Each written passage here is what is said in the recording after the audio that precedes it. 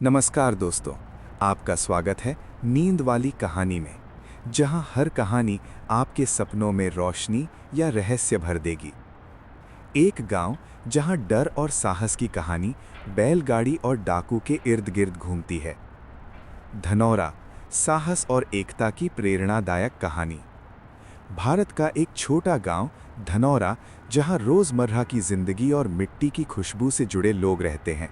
लेकिन गांव की शांतियां तभी असली परीक्षा में बदलती हैं जब डाकू, बैलगाड़ी और शहर का दबाव उनके रास्ते में आता है। इस कहानी में आप देखेंगे कैसे मोहन, सरस्वती और गांव के लोग अपने साहस, एकता और सत्य के लिए खड़े होते हैं। पहली मुठभेड़, दबाव, डर और अंत में विजय। धनौरा की 30 अध्यायों की ये कहानी हर पाठक को हृदयस्पर्शी प्रेरणा देती है। अगर आप भारतीय गांव की जीवन शैली, साहस और संघर्ष से जुड़ी रोमांचक और दिलचस्प कहानी पढ़ना चाहते हैं तो ये कहानी आपके लिए है। धनौरा गांव की सुबह हमेशा धूप से पहले जाग जाती थी। मुर्गे की बांग से नहीं, बल्कि बैलगाड़ियों की चरमराहट से। उस दिन भी वैसा ही था। पूरब की तरफ आसमान हल्का नीला हुआ ही था कि गांव की कच्ची गलियों में लकड़ी के पहियों की आवाज फैलने लगी। बैलों की घंटियां टन टन करती हुई जैसे पूरे गांव को याद दिला रही थीं, आज बाजार का दिन है। रामलाल अपनी बैलगाड़ी के पास खड़ा था। 55 की उम्र, झुकी हुई पीठ और आंखों में ऐसा धैर्य जैसे बरसों की धूप पानी ने उसे घिस कर बनाया हो। उसकी बैलगाड़ी पर बोरे रखे जा रहे थे, गेहूं, चना और गुड़। ठीक से बांध देना छोटू, रामलाल ने कहा। रास्ता लंबा है और आजकल हल्का नहीं। छोटू ने सिर हिलाया। वो मुश्किल से 16 का था, लेकिन चेहरे पर बचपन की जल्दी खत्म हो चुकी थी। उसके हाथ रस्सियों में उलझे थे और आंखें जंगल की दिशा में टिकी थीं। वही जंगल, गांव से निकलते ही शुरू होने वाला, 20 कोस लंबा, घना और बदनाम डाकुओं का रास्ता। धनौरा के बुजुर्ग कहते थे, जंगल कभी बुरा नहीं होता, लोग उसे बुरा बना देते हैं। लेकिन फिर भी हर बार जब बैलगाड़ी उस रास्ते पर जाती तो गांव की सांसें धीमी हो जाती।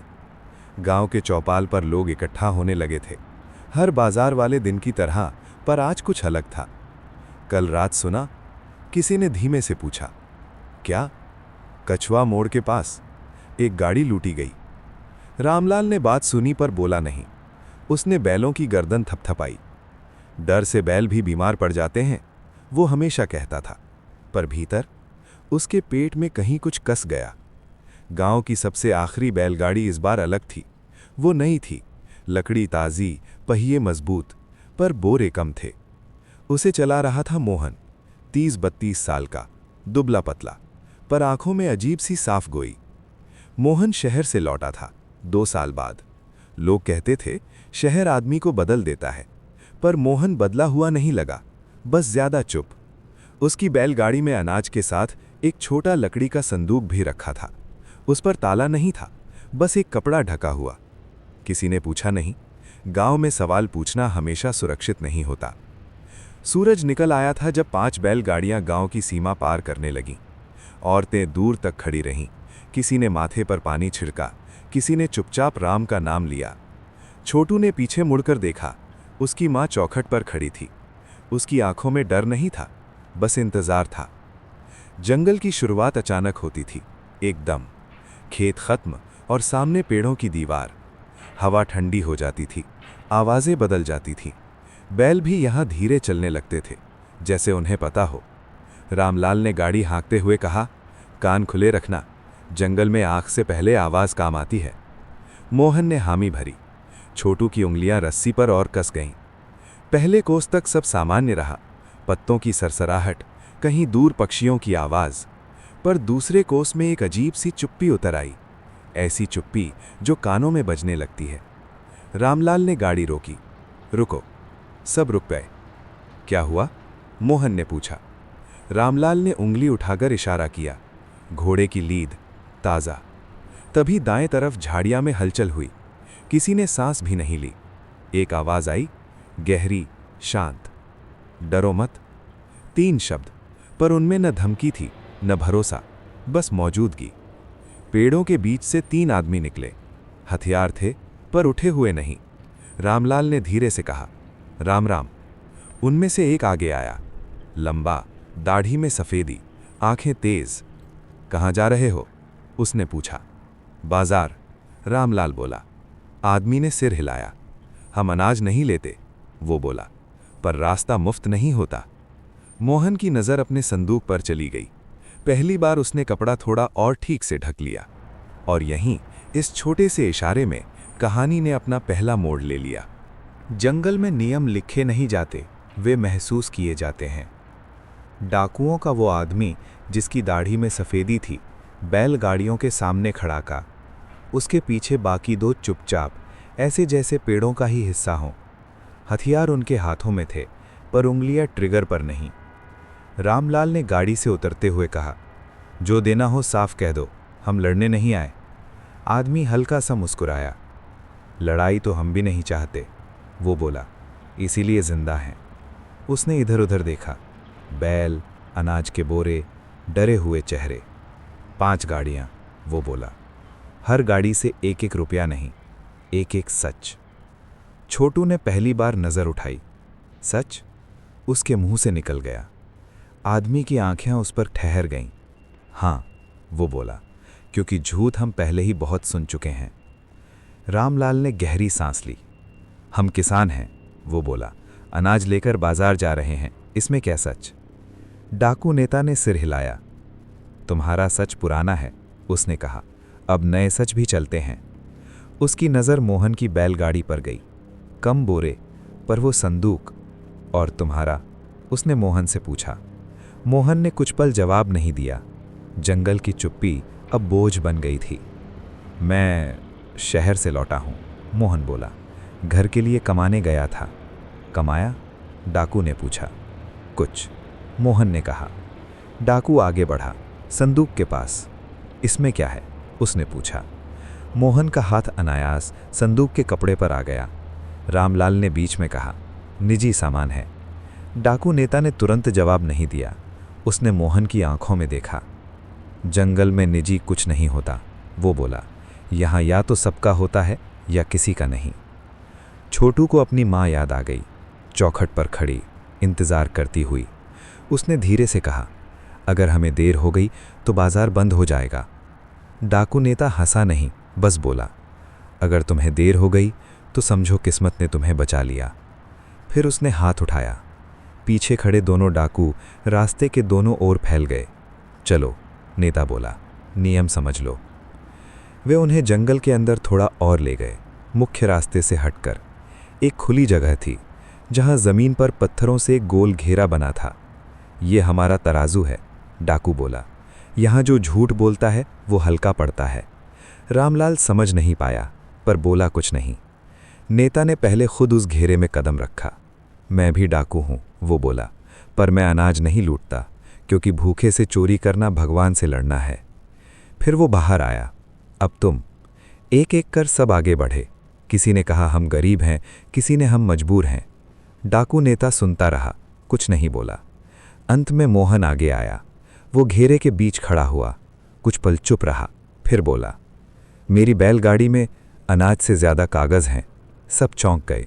रामलाल ने उसकी तरफ देखा। कागज़? मोहन की आवाज़ कांपी नहीं। ज़मीन के कागज़, वो बोला, धनौरा की ज़मीन के। जंगल जैसे और गहरा हो गया। शहर में?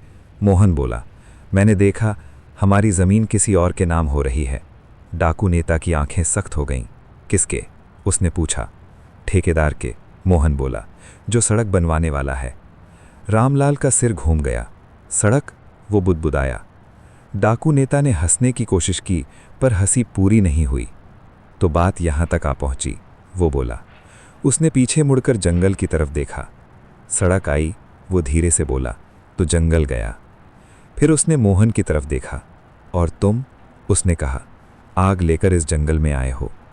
कुछ पल सब खामोश रहे। फिर डाकू नेता ने हाथ नीचे किया। जाओ, उसने कहा, आज का रास्ता मुफ्त है। रामलाल ने हैरानी से पूछा, बस ऐसे? डाकू नेता ने जवाब दिया, सच का वजन आज भारी था। बैलगाड़ियां फिर चलीं, पर अब हर पहिया कुछ और कुचल रहा था, सिर्फ मिट्टी नहीं। छोटू ने धीरे से पूछा, क्या वो डाकू बुरे थे रामलाल ने जवाब नहीं दिया। मोहन ने पीछे मुड़कर जंगल को देखा। उसे लगा किसी ने अभी अभी युद्ध की पहली तारीख लिख दी है, और उसे पता था अगली मुलाकात इतनी शांत नहीं होगी। कछुआ मोड़ का नाम किसी नक्शे में नहीं था, पर जंगल उसे जानता था। ये वही जगह थी जहां रास्ता अचानक बाएं मुड़ता था, इतना तीखा कि भारी बैलगाड़ी को मोड़ने में बैल भी रुककर सोचते थे, और यहीं सबसे ज्यादा कहानियां पैदा होती थीं। बैलगाड़ियां अब जंगल के उस हिस्से में पहुंच चुकी थीं जहां धूप सीधे जमीन तक नहीं आती। पेड़ों की छतरी मोटी थी और हवा में नमी थी, जैसे जंगल सांस छोड़ रहा हो। रामलाल ने बैलों को रोका। यहीं से कछुआ मोड़ शुरू होता है, उसने कहा। यहां आंखें चार रखनी पड़ती हैं। छोटू ने गर्दन आगे बढ़ाई। रास्ता सच में अजीब था, दिखता सीधा पर मोड़ अचानक। मोहन चुप था। उसके मन में डाकू नेता की बातें अब भी गूंज रही थीं। आग लेकर इस जंगल में आए हो। पहली बैलगाड़ी जैसे ही मोड़ पर पहुंची, अचानक चर्राक, लकड़ी के टूटने की आवाज। सब चौंक गए। रामलाल दौड़कर आगे पहुंचा। एक पुराना पेड़ आधा गिरा हुआ था, ठीक रास्ते के किनारे। कल रात नहीं था ये, उसने कहा। मोहन ने जमीन देखी, ताजे निशान। किसी ने जानबूझकर गिराया है, वो बोला। छोटू की आवाज कांप गई। डाकू? रामलाल ने सिर हिलाया। डाकू अगर रोकते हैं तो सामने से रोकते हैं, वो बोला। ये किसी और का काम है। वे पेड़ हटाने लगे। समय बीत रहा था। जंगल की चुप्पी अब डरावनी नहीं, सुनने वाली लग रही थी। तभी दूर से घोड़े की टापें, इस बार छुपी हुई नहीं, सीधी। हटो, रामलाल ने फुसफुसाया। सब बैलगाड़ियों के पीछे हो गए। रास्ते पर 3 घोड़े आकर रुके, पर ये वो डाकू नहीं थे। इनके कपड़े अलग थे, ज्यादा साफ, हथियार नए, और आंखों में जंगल की आदत नहीं थी। बीच वाला आदमी आगे आया। कहाँ जा रहे हो? उसने वही सवाल पूछा, पर लहजा अलग था। बाजार, रामलाल ने कहा। आदमी मुस्कुराया। बाजार आज बंद है, वो बोला। हमारे लिए। मोहन ने उसे देखा। आप कौन? आदमी ने छाती तानी। ठेकेदार का आदमी। ये शब्द जंगल में पत्थर की तरह गिरा। ठेकेदार का आदमी? सड़क बनने वाली है, वो बोला। ये रास्ता अब अस्थाई है। रामलाल ने कहा, पर आज तो रास्ता यही है। आदमी ने नज़र मोहन की गाड़ी पर डाली। तुम्हारी गाड़ी हल्की है, वो बोला, पर बोझ ज्यादा लगता है। मोहन समझ गया। आपको कागज चाहिए, वो बोला। आदमी की मुस्कान चौड़ी हो गई। समझदार हो, वो बोला। शहर से आए हो ना? छोटू को गुस्सा आया। वो हमारे गांव की जमीन है। आदमी ने उसकी तरफ देखा। गांव? वो हंसा। गांव तो नक्शे में भी नहीं होता लड़के। तभी झाड़ियों में हलचल, वही आवाज जो पहले आई थी। डरो मत। डाकू नेता बाहर आया। इस बार हथियार उठे हुए थे। उसके पीछे जंगल जैसे जीवित उठा। घोड़े वाले आदमी सख्त हो गए। ये इलाका तुम्हारा नहीं, ठेकेदार का आदमी बोला। डाकू नेता ने शांत आवाज में कहा, और जंगल तुम्हारा कभी था भी नहीं। दोनों आमने सामने, बीच में बैलगाड़ियां और उन पर गांव का भविष्य। हमें सिर्फ कागज चाहिए, ठेकेदार के आदमी ने कहा। तुम अपना हिस्सा ले लो। डाकू नेता हंसा नहीं। हम हिस्सा नहीं लेते, वो बोला। हम याद रखते हैं। उसने मोहन की तरफ देखा। ये लड़ाई तुम्हारी है, वो बोला, पर रास्ता अभी मेरा है। फिर उसने हाथ उठाया। जंगल में सीटी की आवाज गूंजी। अचानक पेड़ों के पीछे से और लोग दिखे। ठेकेदार के आदमी पीछे हटे। ये खत्म नहीं हुआ, वो बोला। डाकू नेता ने जवाब दिया। शुरू भी नहीं। घोड़े मुड़े, टापें दूर होती गईं। जंगल ने फिर सांस ली। रामलाल ने थरथराती आवाज में पूछा, अब? डाकू नेता ने कछुआ मोड़ की तरफ देखा। अब, वो बोला, रास्ता बदलेगा। मोहन समझ गया, ये सिर्फ बाजार का सफर नहीं रहा। ये गांव बनाम सड़क, जंगल बनाम नक्शा और सच बनाम ताकत की कहानी बन चुकी थी। और कछुआ मोड़ अब सिर्फ मोड़ नहीं था, वो एक चेतावनी था। जंगल पीछे छूटने लगा था, पर उसका असर किसी साये की तरह साथ चलता रहा। कछुआ मोड़ पार करते ही रास्ता थोड़ा चौड़ा हो गया। धूप फिर दिखने लगी, पर किसी ने राहत की सांस नहीं ली। रामलाल ने बैलगाड़ी की रफ्तार धीमी रखी। जल्दी करने से रास्ता छोटा नहीं होता, उसने कहा। गलती बड़ी हो जाती है। छोटू चुप था। उसके कान अब भी घोड़े की टापें सुन रहे थे। हालांकि जंगल शांत था। मोहन पीछे बैठा संदूक को देख रहा था। उसे पहली बार लगा कि वो लकड़ी का डिब्बा नहीं, कोई जलता हुआ कोयला है। दोपहर होने लगी थी। बाजार अब भी दूर था। रास्ते में एक पुरानी धर्मशाला थी, मिट्टी की, आधी टूटी हुई, पर छाया देने लायक। रामलाल ने कहा, यहीं रुकते हैं, बैल भी इंसान जैसे होते हैं, थक जाएं तो जिद्दी हो जाते हैं। सब उतर पड़े। पानी निकला, सूखी रोटियां, पर बात किसी के मुंह से नहीं निकली। आखिर छोटू बोला, अगर वो लोग फिर आए तो? आएंगे, रामलाल ने सीधे कहा। छोटू घबरा गया। तो फिर? रामलाल ने रोटी का टुकड़ा तोड़ा। तो फिर हम वही करेंगे जो करना चाहिए। मोहन चुपचाप धर्मशाला की दीवार से टेक लगाकर बैठा था। उसे शहर याद आ रहा था। वहां भी डर था, पर नाम वाला। यहां डर बिना नाम का था। वो बोला, अगर मैं वो कागज बाजार तक न पहुंचा पाया तो? रामलाल ने उसकी तरफ देखा। तो गांव कागज पर मिट जाएगा, मोहन ने कहा। छोटू को समझ नहीं आया। गांव मिट कैसे सकता है? रामलाल ने जवाब दिया, जब जमीन पर नाम बदल जाए तो आदमी खुद ब खुद किराएदार बन जाता है। छोटू ने पहली बार इस डर को समझा। तभी दूर से धूल उठती दिखी। 3 नहीं, 5 घोड़े। छोटू खड़ा हो गया। वो आ गए। रामलाल ने जल्दी से कहा, बैल खोलो नहीं, गाड़ियां साथ रखो। मोहन ने संदूक अपने सामने कर लिया। घोड़े पास आए, पर इस बार चेहरे अलग थे। एक औरत घोड़े पर थी, सीधी कमर, तेज निगाह। उसने रुकते ही कहा, डाकुओं का रास्ता आज महंगा है। रामलाल ने उसे देखा। हम रास्ता नहीं खरीद रहे। औरत मुस्कुराई। तुम्हें लगता है तुम्हारे पास विकल्प है? वो घोड़े से उतरी। मेरा नाम सरस्वती है, उसने कहा, और मैं हिसाब रखती हूं। मोहन की आंखें सिकुड़ गईं। किसका? सबका, वो बोली। डाकुओं का, ठेकेदार का, और उन गांवों का भी जो नक्शे से हटने वाले हैं।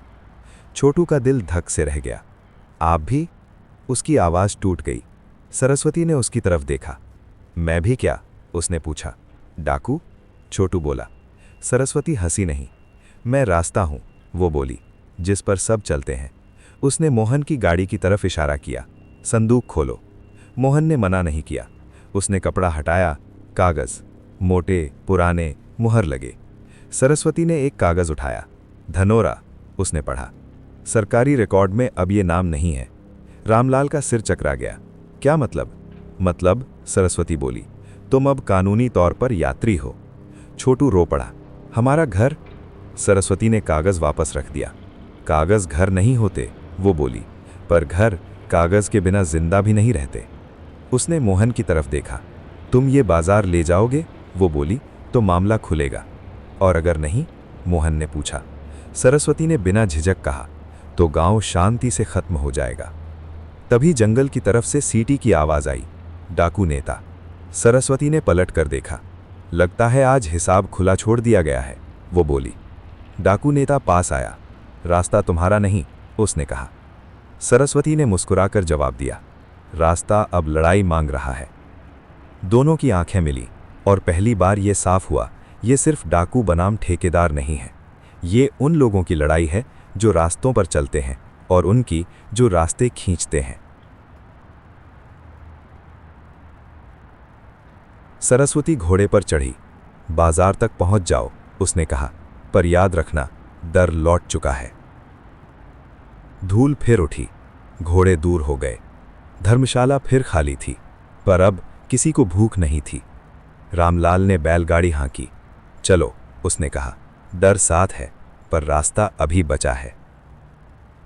मोहन ने संदूक को कसकर पकड़ा। उसे समझ आ गया था, अब अगर वो गिरा तो सिर्फ कागज नहीं गिरेंगे, पूरा गांव गिरेगा। बाजार की गंध काफी दूर से आने लगती है। पसीने, गुड़, जानवरों और पैसों की मिलीजुली गंध। जैसे जैसे बैलगाड़ियां जंगल से निकलकर खुले रास्ते पर आईं, हवा बदल गई, पर डर ने जगह नहीं छोड़ी। रामलाल ने दूर धूल के बादल देखे। बस 2 कोस, उसने कहा, फिर बाजार। छोटू की आंखों में पहली बार थोड़ी चमक आई। तो सब ठीक हो जाएगा? उसने पूछा। रामलाल ने जवाब नहीं दिया। मोहन जानता था, बाजार सिर्फ जगह बदलता है, कहानी नहीं।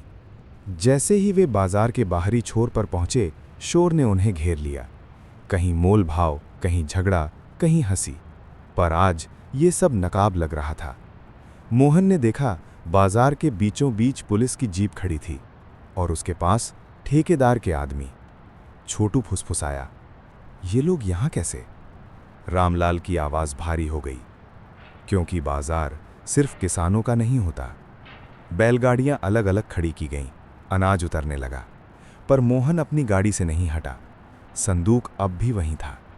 तभी एक आदमी पास आया, साफ कुर्ता, सोने की घड़ी।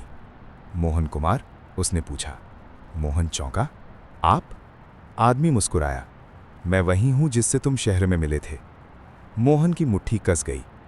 आपने कहा था ये सब कानूनी है। आदमी ने कंधे उचकाए। कानून जिसके हाथ में होता है वही तय करता है। उधर रामलाल अनाज बेच रहा था। भाव कम लगाए जा रहे थे। आज बाजार ठंडा है, व्यापारी बोले।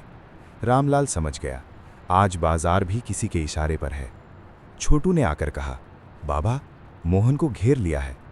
रामलाल भागकर पहुंचा। मोहन के सामने 3 लोग थे, ठेकेदार का आदमी, वो शहर वाला और एक पुलिस वाला। संदूक हमारे हवाले करो, पुलिस वाले ने कहा, यह सरकारी मामला है। मोहन ने शांत आवाज में पूछा, कौन सा कानून गांव को मिटाने देता है? पुलिस वाला चुप रहा। शहर वाला बोला, भावनाओं से कागज नहीं बदलते। भीड़ इकट्ठा होने लगी। कुछ किसान रुक गए, कुछ डर कर हट गए। रामलाल आगे आया। ये हमारा गांव है, उसने कहा, हमारे बाप दादाओं की जमीन। ठेकेदार के आदमी ने हंसकर कहा, कागज दिखाओ। मोहन ने संदूक खोला। कागज हवा में फड़फड़ाए। भीड़ में खुसुर पुसुर हुई। धनौरा, हमारा नाम। पुलिस वाला घबरा गया। इन्हें जब्त करो, उसने कहा। तभी एक आवाज गूंजी, जरा रुको। सरस्वती, वो बाजार में खड़ी थी, बिना घोड़े, पर वही निगाह। कानून सबका होता है, वो बोली, पर डर सिर्फ कमजोरों के लिए रखा जाता है। उसने कागज उठाया। ये मामला अब खुले बाजार में आएगा। ठेकेदार का आदमी चिल्लाया, तुम कौन होती हो? सरस्वती ने शांति से कहा, मैं वही हूं जो रास्तों पर खून नहीं, सच देखना चाहती है। भीड़ बढ़ने लगी। पुलिस पीछे हटी। शहर वाला आदमी मोहन को घूर कर बोला, तुमने सही लड़ाई नहीं चुनी। मोहन ने पहली बार बिना डरे कहा, लड़ाई मैंने नहीं चुनी, लड़ाई मेरे घर तक आ गई थी। शाम ढलने लगी। बाजार में आज सौदे कम हुए, पर बातें ज्यादा। रामलाल ने अनाज बेचा, कम दाम पर चेहरे पर हार नहीं थी। छोटू ने पूछा, अब क्या होगा? सरस्वती ने कहा, अब जवाब आएगा। मोहन ने संदूक बंद किया, और वो जवाब, वो बोला, हम खुद लेकर जाएंगे। दूर कहीं घोड़े की टापें फिर सुनाई दी। डाकू नेता बाजार की सीमा पर खड़ा था। उसने सिर्फ इतना कहा, अब रास्ता पीछे नहीं जाएगा। और उसी पल सब समझ गए, अब वापसी का सफर जंगल से ज्यादा खतरनाक होगा। बाजार पीछे छूट गया, पर उसकी आवाजें अब भी कानों में गूंज रही थीं। शोर, बहस, डर और सच, सब कुछ बैलगाड़ियों के पहियों के साथ लौट रहा था। शाम ढल चुकी थी। आसमान लाल था, जैसे सूरज भी किसी आग से गुजरकर डूब रहा हो। रामलाल ने गाड़ी मोड़ी। आज रात जंगल में घुसना पड़ेगा, उसने कहा, रुकने की जगह नहीं है। छोटू डर गया। रात में? मोहन ने शांत आवाज में कहा, दिन अब सुरक्षित नहीं रहे। सरस्वती भी साथ चल रही थी। इस बार पैदल नहीं, एक बैलगाड़ी पर बैठी। उसकी आंखें रास्ता पढ़ रही थीं, जैसे नक्शा नहीं, किस्मत देख रही हूं। जंगल का पहला साया फिर दिखाई दिया। पेड़, अंधेरा, ठंडक, लेकिन इस बार शांति नहीं थी। हवा भारी थी, ऐसी हवा जो तूफान से पहले होती है। अचानक पीछे से घोड़े की टापें, तेज। वो आ रहे हैं। छोटू की आवाज कांप गई। रामलाल ने कहा, गाड़ियां पास लाओ। मोहन ने संदूक को अपने पैरों के बीच रखा। सरस्वती खड़ी हो गई। रुकना मत, उसने कहा, डर पीछा करता है जो रुकते हैं। घोड़े पास आए। 4 ठेकेदार के आदमी, इस बार बिना बात के। एक गोली हवा में चली, धड़ाम। बैल बिदक गए। छोटू गिरते गिरते बचा। रुको, आवाज आई। रामलाल चिल्लाया, मत रोको। और तभी जंगल में सीटी गूंजी। एक नहीं, कई डाकू पेड़ों से निकले। घोड़े रुक गए। पहली बार डर की दिशा बदली। डाकू नेता आगे आया। कहा था उसने ठेकेदार के आदमी से, रास्ता मेरा है, ये सरकारी काम है। आदमी चिल्लाया। डाकू नेता ने शांत आवाज में कहा, सरकार नक्शे बनाती है, जंगल जमीन। फिर उसने हाथ उठाया। डाकुओं ने घोड़ों को घेर लिया। कोई गोली नहीं चली, कोई हमला नहीं हुआ, बस घेरा। सरस्वती आगे आई। आज खून नहीं चाहिए, वो बोली, आज गवाही चाहिए। डाकू नेता ने उसकी तरफ देखा। गवाही तब होती है जब सुनने वाला जिंदा हो। उसने ठेकेदार के आदमी की तरफ देखा। भाग जाओ, उसने कहा, और जाकर बता दो, धनौरा अभी मिटा नहीं है। कुछ पल चुप्पी रही, फिर घोड़े मुड़े, टांपें दूर चली गईं। जंगल फिर शांत हुआ, पर यह शांति नई थी, भारी, जिम्मेदारी वाली। छोटू कांप रहा था। रामलाल ने उसे गले लगाया। डरना बुरा नहीं, उसने कहा, रुक जाना बुरा है। मोहन ने पहली बार डाकू नेता को सीधे देखा। आप हमारी मदद क्यों कर रहे हो?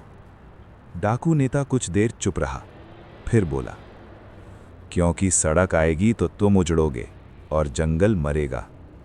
और जब जंगल मरता है, उसने कहा, तो डाकू भी मर जाते हैं। सरस्वती ने कहा, तो तुम दुश्मन नहीं हो? डाकू नेता ने हल्की मुस्कान दी। हम सिर्फ अलग तरफ खड़े लोग हैं। रात गहरी हो गई। आग जलाई गई। बैल बांधे गए। पहली बार जंगल में डर नहीं था, सिर्फ चिंता थी और तैयारी। मोहन आग के पास बैठा संदूक देख रहा था। उसे अब समझ आ गया था, ये कागज सिर्फ दस्तावेज नहीं है, ये युद्ध की पहली चिंगारी हैं। रामलाल ने कहा, कल गांव पहुंचना है? छोटू ने पूछा। और फिर? सरस्वती ने जवाब दिया, फिर गांव जागेगा। डाकू नेता ने कहा, और जब गांव जागता है तो रास्ते बदलते हैं। आग की लपटें उठी, जैसे अंधेरे से लड़ने का अभ्यास कर रही हूं। धनौरा की सुबह उस दिन देर से आई, या शायद लोगों की नींद जल्दी टूट गई थी। बैलगाड़ियों की आवाज जब गांव की सीमा में पहुंची तो कोई खुशी नहीं थी, सिर्फ सन्नाटा, जैसे पूरा गांव सांस रोके बैठा हो। रामलाल की बैलगाड़ी सबसे आगे थी। छोटू ने देखा, घरों के दरवाजे खुले थे, पर लोग बाहर नहीं आए थे। सब डर गए हैं, उसने धीरे से कहा। मोहन ने जवाब दिया, नहीं, सब सुन रहे हैं। चौपाल पर धीरे धीरे लोग जमा होने लगे, बुजुर्ग, औरतें, कुछ जवान। किसी ने पूछा नहीं, सबको पता था कुछ गलत हुआ है। रामलाल ने उतरते ही कहा, हम बाजार से लौट आए हैं। एक आवाज आई, और सड़क? मोहन आगे बढ़ा। उसने संदूक खोला। कागज चौपाल की जमीन पर फैल गए। धनौरा का नाम, खेतों की सीमाएं, सरकारी मुहर और एक नया नाम, ठेकेदार का। भीड़ में सरसराहट हुई। एक बूढ़ा आगे आया, हरिहर काका। तो ये दिन भी आ गया, उसने कहा, जब हमारी जमीन कागज पर पराई हो गई। एक औरत रो पड़ी, हम जाएंगे कहां? मोहन ने कहा, यही सवाल पूछने हम लौटे हैं। सरस्वती आगे आई। ये लड़ाई अकेले की नहीं है, वो बोली, ये तय करेगी कि धनौरा नाम रहेगा या निशान। एक जवान बोला, हम क्या करें? डाकू नेता, जो गांव की सीमा पर ही रुका था, आगे नहीं आया, पर उसकी आवाज जंगल की तरफ से आई, डरो छोड़ो। लोग चौंके। डाकू? किसी ने फुसफुसाया। रामलाल ने कहा, आज वो डाकू नहीं है, आज वो रास्ते का साक्षी है। बहस शुरू हुई। कोई बोला, सरकार से लड़ेंगे कैसे? कोई, ठेकेदार ताकतवर है। छोटू चिल्ला उठा, पर वो हमारी जमीन है। सन्नाटा छा गया। इतनी छोटी आवाज, इतना बड़ा सच। मोहन ने कागज उठाया। ये सबूत है, वो बोला, पर सबूत तभी बोलते हैं जब लोग साथ खड़े हों। हरिहर काका ने लाठी टेक कर कहा, मैं बूढ़ा हूं, पर बेघर नहीं होना चाहता। एक एक कर लोग बोलने लगे। डर टूटने लगा। तभी दूर से ढोल की आवाज आई। गांव के दूसरे सिरे से लोग आ रहे थे। खबर फैल चुकी थी। धनौरा जाग रहा था। सरस्वती ने चौपाल के बीच खड़े होकर कहा, कल तहसील में सुनवाई है। भीड़ में हलचल। हम जाएंगे, रामलाल ने कहा। सब, मोहन ने जोड़ा। डाकू नेता की आवाज फिर आई, और रास्ता हम देखेंगे। शाम तक चौपाल भर चुकी थी। डर अब भी था, पर अकेला नहीं था। छोटू अपनी मां के पास खड़ा था। उसने पहली बार अपने गांव को कमजोर नहीं देखा। रात को मोहन घर की छत पर बैठा आसमान देख रहा था। उसे पता था, कल सिर्फ तहसील नहीं जाएगी, कल धनौरा खुद को साबित करने जाएगा। और जब गांव चलता है तो रास्ते अपने आप बनते हैं। तहसील का दिन किसी मेले जैसा नहीं होता, वो परीक्षा जैसा होता है। सुबह सुबह ही धनौरा की गलियों में लोग इकट्ठा होने लगे। कोई बैलगाड़ी लेकर आया, कोई पैदल, कोई लाठी टेकता हुआ। आज कोई खेत नहीं जा रहा था। आज सब अपनी जमीन बचाने जा रहे थे। रामलाल सबसे आगे था। उसके पीछे मोहन, संदूक कंधे पर। सरस्वती भी साथ थी। सादा कपड़ा पर सीधी चाल।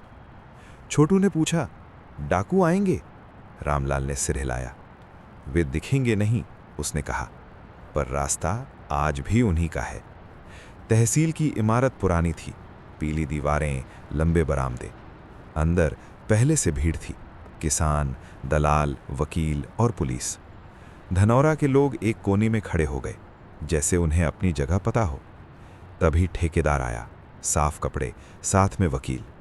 उसकी नज़र सीधे मोहन पर गई। एक पल के लिए मुस्कुराया, जैसे कह रहा हो, तुम देर से आए हो। तहसीलदार की कुर्सी ऊंची थी और आवाज़ नीची। क्या मामला है? उसने पूछा। मोहन आगे बढ़ा। धनौरा की ज़मीन, वो बोला। हमारी है।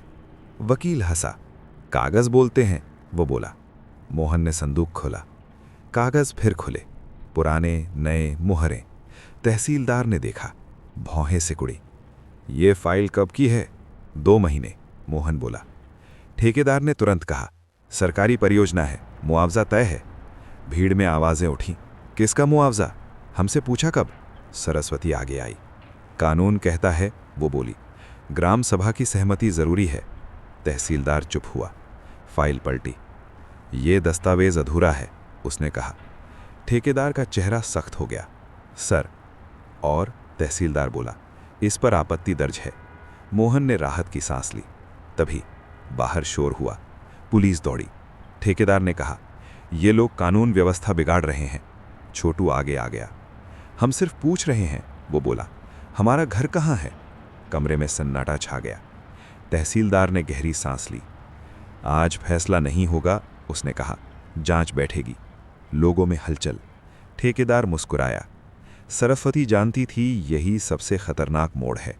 बाहर निकलते ही डाकू नेता सामने खड़ा था, बिना हथियार। समय खरीदा है, उसने कहा, जीत नहीं।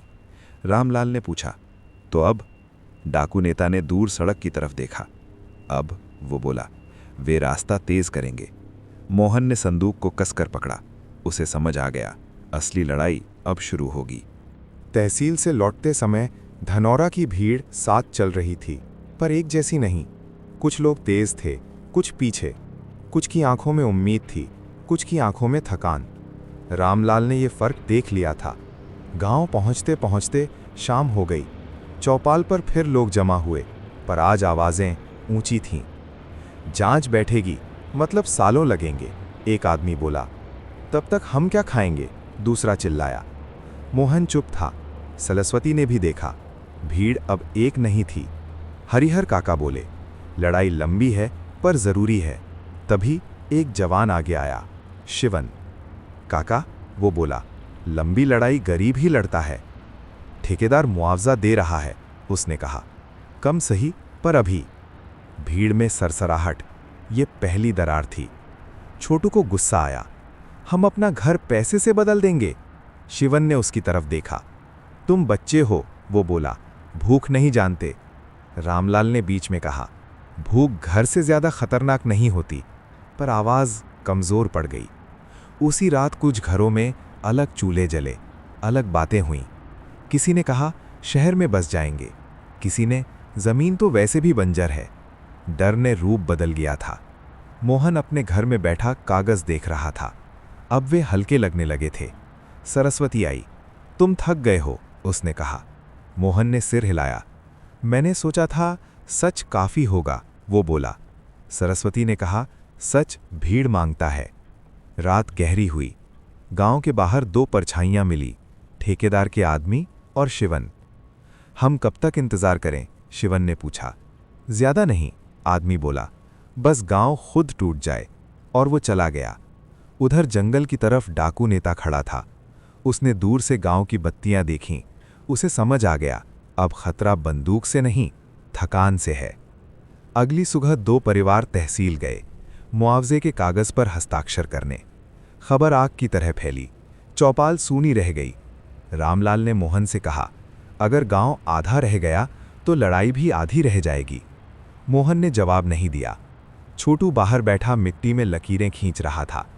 1 गांव, 2 हिस्से। सरस्वती ने सबको बुलाया। आज फैसला नहीं, वो बोली, आज सच बोलना होगा। लेकिन सब नहीं आए, और जो नहीं आए वही सबसे ज्यादा बोले जा रहे थे। शाम को डाकू नेता गांव के पास आया। अगर तुम हार मान लोगे, उसने कहा, तो हम रास्ते से हट जाएंगे। मोहन ने पहली बार कमजोरी से कहा, और अगर हम नहीं माने तो? डाकू नेता ने जवाब दिया, तो तुम्हें खुद के खिलाफ लड़ना पड़ेगा। रात को धनौरा पहली बार 2 गांव जैसा लगा। एक जो रुका हुआ था, दूसरा जो जा रहा था, और इन दोनों के बीच खड़ा था मोहन, जिसे समझ आ गया था अब लड़ाई कागज की नहीं रही, ये आस्था की लड़ाई बन चुकी थी। सुबह की धूप धनौरा पर पड़ी, पर गर्म नहीं थी। जैसे सूरज भी सोच रहा हो, आज रोशनी देनी चाहिए या नहीं। तहसील के बाहर एक छोटी सी लाइन लगी थी। 4 लोग, बस 4, पर वही सबसे भारी थे। शिवन सबसे आगे खड़ा था। उसके हाथ में नीला पेन और सामने वही कागज जिस पर गांव का नाम धीरे धीरे खत्म हो रहा था। जल्दी करो, ठेकेदार का आदमी बोला, और लोग भी आएंगे। शिवन ने पीछे देखा, कोई नहीं। उसने पेन उठाया, उसके हाथ कांपे। उसने खेत याद किया जहां उसने हल चलाया था। माँ की आवाज़, यहीं शादी होगी। पर फिर बच्चे का चेहरा याद आया, भूखा। उसने हस्ताक्षर कर दिए। कागज पर एक नाम उभरा, पर उसी पल धनौरा से कुछ टूट गया। दोपहर तक ये खबर गांव पहुंच चुकी थी। रामलाल चुपचाप चौपाल पर बैठा रहा। हरिहर काका ने कहा, एक ने किया है, सब नहीं। पर उनकी आवाज़ खुद उन्हें कमज़ोर लगी। मोहन घर से निकला। उसके हाथ में वही संदूक था, पर आज वो भारी नहीं था, वो खाली लग रहा था। शिवन गांव लौटा। कोई उसे देखने नहीं आया। उसकी पत्नी ने पूछा, हो गया? शिवन ने सिर हिलाया। वो रोई नहीं, बस बोली, अब हम कहाँ के रहेंगे। शाम को ठेकेदार का आदमी फिर गांव आया, इस बार मुस्कुराते हुए। देखा, वो बोला, शुरुआत हो गई है। उसने चौपाल की तरफ देखा। कल और लोग आएंगे। छोटू ने गुस्से में कहा, हम उन्हें रोकेंगे। रामलाल ने उसका कंधा थाम लिया। जोर से नहीं, उसने कहा, समझ से। रात को सरस्वती और मोहन चुपचाप बैठे थे। सरस्वती ने कहा, पहला हस्ताक्षर सबसे खतरनाक होता है, क्योंकि वो दूसरों को इजाज़त देता है। मोहन ने पूछा, तो अब? सरस्वती ने संदूक की तरफ देखा। अब सच को घर घर जाना होगा। उधर जंगल में डाकू नेता ने ये खबर सुनी। उसने जमीन पर लाठी मारी। अब बंदूक काम नहीं आएगी, उसने कहा, अब कहानी बदलेगी। अगली सुबह 2 और परिवार तहसील की ओर निकले, पर रास्ते में वे रुके, क्योंकि धनौरा की गलियों में लोग खड़े थे। चुप, कोई नारा नहीं, कोई धमकी नहीं, बस आंखें। मोहन आगे आया। उसने ऊंची आवाज में नहीं, धीमी आवाज में कहा, अगर तुम जाओगे तो हम तुम्हें रोकेंगे नहीं। लोग चौंके। लेकिन वो बोला, तुम्हारे बच्चे कल पूछेंगे हमारा गांव कहाँ गया। कोई जवाब नहीं। दोनों परिवार लौट गए बिना हस्ताक्षर। पहला टूट चुका था, पर दूसरा रुक गया। ठेकेदार का आदमी दांत पीसता रहा। डर से नहीं रुके, उसने कहा, शर्म से रुके हैं। और उसे पता था, शर्म सबसे खतरनाक हथियार होती है। रात को धनौरा फिर इकट्ठा हुआ। पूरा नहीं, पर जितना था वो अब खड़ा था। रामलाल ने कहा, एक ने दस्तखत किए, पर 100 ने मना कर दिया। हरिहर काका की आंखों में पानी था। गांव अभी जिंदा है। मोहन ने आसमान की तरफ देखा। उसे पहली बार लगा ये लड़ाई जीती जा सकती है, पर इसकी कीमत अब बढ़ चुकी थी और ठेकेदार अब और सख्त खेलेगा। सुबह धनौरा में चुपचाप उतरी। न मुर्गे की बांग तेज थी, न कुएं पर हंसी, जैसे गांव खुद को समेटकर बैठ गया हो। तहसील से जीप आई। इस बार सिर्फ ठेकेदार का आदमी नहीं था, उसके साथ 2 और चेहरे थे, एक सफेद कमीज में, एक खाकी में। खाकी सब समझा देती है। चौपाल पर लोग इकट्ठा हुए। रामलाल, मोहन, सरस्वती, हरिहर काका सब मौजूद थे, पर आंखों में बीती रात की थकान थी। सफेद कमीज वाला मुस्कुराया। हम समझते हैं, उसने कहा, आप लोग भावुक हैं। भावुक? जैसे जमीन कागज का टुकड़ा हो। ये परियोजना सरकार की है, खाकी बोला, विकास के लिए। मोहन ने पूछा, विकास किसका? खाकी ने सीधे नहीं देखा। ठेकेदार का आदमी बीच में कूदा। जो साइन करेगा उसे तुरंत पैसा। उसने थैली खोली। नोटों की गंध हवा में फैल गई। कुछ लोगों की सांस तेज हो गई। शिवन भीड़ के पीछे खड़ा था। उसने जमीन देखी। उसे लगा जमीन उसे घूर रही है। सरस्वती आगे आई। उसने शांत स्वर में कहा, अगर ये विकास है तो लिखित दो, हमारा स्कूल, हमारा कुआं, हमारा शमशान सब यहीं रहेंगे। सफेद कमीज हंसा। इतनी शर्तें नहीं चलती। खाकी ने डायनी खोली। जिन्होंने साइन नहीं किए, उसने कहा, उनकी फसल कानूनी जांच में जाएगी। एक शब्द, कानूनी। गांव सिमट गया। हरिहर काका लाठी पर झुके। जांच तो हमारी जिंदगी की भी हो, उन्होंने कहा। हमने क्या चुराया? खाकी चुप रहा। दोपहर तक दबाव बढ़ता गया। किसी के घर नोटिस पहुंचा, किसी के खेत में नापजोक शुरू हुई, किसी के बेटे को थाने बुलाया गया। मोहन घर घर गया। कहीं उसे दरवाज़ा नहीं मिला, कहीं नजरें नहीं मिली। डर सबसे पहले आवाज़ छीनता है। शाम को बैलगाड़ी जंगल के रास्ते से लौटी। लकड़ी लाने गई थी, पर आज उस पर कोई गीत नहीं था। जंगल के मोड़ पर डाकू खड़े थे, पर बंदूकें नीचे थीं। डाकू नेता बोला, तुम्हारे गांव पर हाथ डाला जा रहा है। बैलगाड़ी हाँफ रही थी।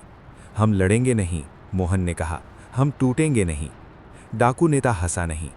दबाव तलवार से तेज होता है, उसने कहा। रात को सरस्वती ने पुराने कागज निकाले, जमीन के कागज, पीले, फटे, पर सच्चे। अगर वे कानून से आए हैं तो हम भी कानून से ही खड़े होंगे। रामलाल ने दीपक जलाया। पर कल तक कितने टिकेंगे? सरस्वती ने सीधे देखा। जितने डर से ज्यादा सच पर भरोसा करते हैं। उधर ठेकेदार का आदमी फोन पर था।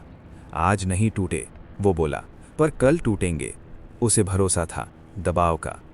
सुबह से पहले एक अफवाह फैली, सरकार गांव खाली करवाएगी। लोग जाग गए, कपड़े बांधने लगे, बच्चे रोने लगे। मोहन चौपाल पर खड़ा हुआ। उसने ऊंची आवाज में नहीं, पर साफ कहा, जो जाना चाहता है मैं रोकूंगा नहीं। लोग रुके, पर जो रुकेगा, वो बोला, उसे अकेला नहीं छोड़ेंगे। एक औरत आगे आई, फिर एक बूढ़ा, फिर 3 युवक।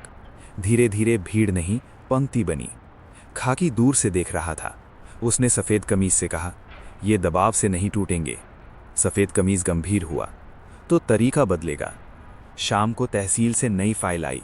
ऊपर लिखा था, अति आवश्यक। धनौरा का नाम उसमें मोटा था। जंगल में डाकू नेता ने लाठी उठाई। अब कहानी चौराहे पर है, उसने कहा। या तो कलम जीतेगी या फिर कुछ और। मोहन ने आसमान देखा। बादल इकट्ठा हो रहे थे। दबाव अब मौसम बन चुका था और बारिश सबको भिगोती है।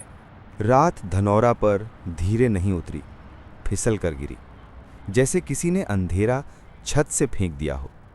पहली अफवाह कुएं के पास सुनी गई। सुना है आज ही गांव खाली करवाएंगे। किसने कहा, किसे कहा, किसी को याद नहीं। अफवाह याद नहीं रखती, बस चलती है। दूसरी अफवाह दुकान से निकली। नामों की सूची बन चुकी है। सूची जिसमें किसका नाम है किसका नहीं, कोई नहीं जानता। तीसरी अफवाह सबसे खतरनाक थी। जंगल के रास्ते डाकू आने वाले हैं। इसमें सच और डर घुल चुके थे। घरों में दिए बुझने लगे, दरवाजे अंदर से बंद। औरतों ने बच्चों को सीने से चिपका लिया। रामलाल चौपाल पहुंचा। वहां कोई नहीं था, बस पुराना नीम और उसकी परछाई। मोहन गली गली गया। बाहर मत निकलो, कोई बोला। तुम्हें पकड़ लेंगे, दूसरा। मोहन ने समझा डर अब एक दूसरे से फैल रहा है। सरस्वती घर के भीतर बैठी थी। उसने कागज समेटे। अगर आज सब डर गए, उसने सोचा, तो कल कागज बोलेंगे। आधी रात को एक आवाज आई, जीप। धनौरा सांस रोककर सुनने लगा। जीप रुकी, दरवाजा खुला, कदमों की आहट। कोई चीखा नहीं। यही सबसे डरावना था। शिवन अपनी चौखट पर खड़ा था। उसकी पत्नी पीछे कांप रही थी। जीप उसके घर के आगे नहीं रुकी। वो रो नहीं पाया। जीप हरिहर काका के घर के पास रुकी। खाकी उतरा। बस पूछताछ, उसने कहा। पूछताछ, रात में, बिना सवाल के। काका धीरे से निकले। उनकी लाठी घर में रह गई। ये भी एक संकेत था। जीप चली गई, पर रात और भारी हो गई। जंगल के रास्ते से एक और खबर आई। डाकू आज नहीं आएंगे। उन्होंने लोगों को लड़ते देखने का फैसला किया था। मोहन चौपाल पर दीपक लेकर खड़ा हुआ। उसने जोर से कुछ नहीं कहा, बस दीपक रखा। एक और आया, फिर तीसरा। अफवाह रोशनी से डरती है। धीरे धीरे लोग निकले। कोई बोला नहीं, बस खड़े रहे। रामलाल ने धीमी आवाज में कहा, अगर आज हम साथ नहीं खड़े हुए तो कल कोई नाम सूची से हटा दिया जाएगा। सरस्वती आगे आई। डर झूठ नहीं होता, उसने कहा, पर वो सच भी नहीं होता। भीड़ अब भीड़ नहीं थी, पर अकेली भी नहीं थी। दूर तहसील में सफ़ेद कमीज फोन पर था। रात ने काम किया, उसने कहा। खाकी ने खिड़की से बाहर देखा। पूरा नहीं, उसने कहा। सुबह से पहले बारिश आई, हल्की, जैसे आसमान गांव का माथा सहला रहा हो। बारिश में अफवाह धीमी पड़ जाती है। मोहन ने भीगी मिट्टी को देखा। आज कोई नहीं जाएगा, उसने कहा, और कोई नहीं गया। धनौरा पूरी तरह नहीं, पर टूटने से बच गया। रात ने डर फैलाया। सुबह गिनती छोड़ी, और ये पहली जीत थी। सुबह बारिश के बाद धनौरा धुला धुला था, पर हवा में साफपन नहीं था। सवाल थे। तहसील के बोर्ड पर एक कागज चिपका। कोई शोर नहीं, कोई घोषणा नहीं, बस एक सूची। पहला नाम सबने एक साथ पढ़ा, हरिहर लाल। किसी ने सांस रोकी। दूसरा नाम मोहन राम। अब लोग पीछे हटे। सूची नाम नहीं लिखती, दूरी बनाती है। तीसरा नाम सरस्वती देवी। अब चुप्पी डर नहीं थी, गुस्सा थी। सूची के नीचे लिखा था, आज उपस्थित हों, अनुपस्थिति स्वीकार नहीं होगी। हरिहर काका घर से निकले। आज लाठी हाथ में थी। नाम लिखा है, उन्होंने कहा, तो जाना पड़ेगा। मोहन ने पत्नी को देखा। मैं लौटूंगा, उसने कहा। यह वादा नहीं था, बस इच्छा थी। सरस्वती ने कागज समेटे। सूची हमें बांटने के लिए है, उसने कहा, पर हम एक साथ जाएंगे। चौपाल पर 5 लोग नहीं, 25 लोग खड़े थे। नाम 3 के थे, पर कदम सबके। रास्ता वही पुराना था, बैलगाड़ी वाला, जहां पहले डाकू मिलते थे, आज नजरें मिल रही थीं। जंगल के मोड़ पर डाकू नेता खड़ा था, बिना हथियार। सूची, उसने पूछा। मोहन ने कागज दिखाया। डाकू नेता हंसा नहीं। नाम हमेशा पहले लिखे जाते हैं, उसने कहा, लाशें बाद में। तहसील में कुर्सियां थीं, ठंडी। लोग खड़े रखे गए। सफ़ेद कमीज फाइल लेकर आया। आप लोगों को मौका दिया गया, उसने कहा। सरस्वती बोली, हमने अपना नाम मिटाने नहीं, बचाने के लिए आए हैं। खाकी ने सूची पढ़ी। आप पर कानूनी अड़चन है। अड़चन जैसे जमीन गलती हो। मोहन ने पूछा, कानून कब से खेत उगाने लगा? कोई जवाब नहीं। हरिहर काका आगे बढ़े। मेरा नाम सबसे ऊपर है, उन्होंने कहा। क्यों? सफ़ेद कमीज फिसल गया। आप सबको भड़काते हैं। काका मुस्कुराए। अगर सवाल भड़काना है, उन्होंने कहा, तो हम गुनहगार हैं। कमरे में खामोशी भारी थी। फाइल बंद की गई। आज के लिए बस इतना, सफ़ेद कमीज बोला। बाहर भीड़ खड़ी थी, सूची के बाहर, पर आंखों में नाम थे। मोहन ने सीढ़ियों पर खड़े होकर कहा, आज 3 नाम लिखे हैं। कल, उसने कहा, या तो सब होंगे या कोई नहीं। खाकी ये सुन रहा था। उसने डायरी बंद की। ये डर से नहीं हटेंगे, उसने सोचा। शाम को सूची की कॉपी गांव पहुंची। लोगों ने नाम नहीं देखे, उन्होंने ऊपर लिखा देखा, धनौरा। रामलाल ने दीपक जलाया। जब गांव सूची बन जाए, उसने कहा, तो कागज कमजोर पड़ जाता है। रात को डाकू नेता जंगल में बोला, अब सिर्फ सड़क नहीं, कहानी भी लूटी जा रही है। उसने आसमान देखा, और कहानी हथियार नहीं मांगती, गवाह मांगती है। धनौरा अब नामों से आगे सोचने लगा था, और यही सबसे बड़ा डर था, सत्ता के लिए। सुबह धनौरा में अलग थी। लोग जागे थे पर काम पर नहीं। आज कोई हल नहीं उठा, आज आवाज उठनी थी। सरस्वती सबसे पहले चौपाल पहुंची। उसके हाथ में कागज नहीं, पुरानी रसीदें थीं। लगान की, कुएं की मरम्मत की, स्कूल के चंदे की, छोटे छोटे सच। मोहन उसके पीछे आया, उसके साथ 3 और लोग। हर एक के हाथ में कुछ न कुछ, कागज, फोटो या बस यादें। रामलाल बोला, गवाह सिर्फ अदालत में नहीं होते, वे, उसने कहा, गांव में पलते हैं। हरिहर काका धीरे धीरे आगे आए। मैं सबसे बूढ़ा हूं, उन्होंने कहा। अगर झूठ बोलना होता तो अब तक बोल चुका होता। लोग हल्के से हंसे। सरस्वती ने समझाया, कल हम तहसील जाएंगे, पर इस बार, उसने कहा, नाम नहीं, कहानी ले जाएंगे। जंगल के रास्ते से बैलगाड़ी निकली। इस बार लकड़ी नहीं थी, लोग थे, और उनके बीच एक सन्नाटा जो डर का नहीं था। तहसील के बाहर मीडिया की एक जीप खड़ी थी, पुरानी, धूल भरी, पर कैमरा चल रहा था। पत्रकार ने पूछा, आप लोग यहाँ क्यों आए हैं? मोहन ने धीरे से कहा, क्योंकि हम अभी भी यहाँ हैं। सरस्वती आगे आई। उसने एक रसीद दिखाई। ये कुआं, उसने कहा, सरकारी रिकॉर्ड में नहीं है, पर इसने 3 पीढ़ियां पिलाई हैं। एक और आदमी बोला, ये रास्ता नक्शे में जंगल है, पर यहीं से हम स्कूल गए। खाकी दूर खड़ा था। उसने सब सुना। उसके चेहरे पर न सख्ती थी न नरमी, बस हिसाब। सफ़ेद कमीज आया। उसने कैमरा देखा। उसका स्वर धीमा हो गया। आप लोग भावना में बह रहे हैं, उसने कहा। पत्रकार ने पूछा, तो कागज इतने सूखे क्यों हैं? भीड़ में शिवन खड़ा था। उसने पहली बार आगे कदम बढ़ाया। मैंने हस्ताक्षर किए, उसने कहा। गांव सांस रोके, पर मैंने झूठ नहीं किया। उसकी आवाज़ कांपी। अगर मेरे साइन से गांव टूटता है, उसने कहा, तो मैं गवाह बनूंगा। खाकी ने नोट किया। सफ़ेद कमीज ने पहली बार फाइल बंद की।